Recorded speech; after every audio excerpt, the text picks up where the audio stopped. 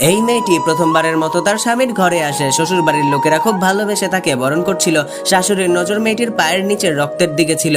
তখন সে রেগে গিয়ে বলে, যাও ওকে ঘরে নিয়ে যাও, সমস্ত গয়না খুলে রেখে দিবে, দেখো কোনো ফাজলামি যাতে না করে। এরপর মেয়েটিকে ঘরে এনে তার গয়না ফেলে খুলে রাখে। মেয়েটি বলে, আমার পেট ব্যথা করছে আর শরীর খুব খারাপ লাগছে।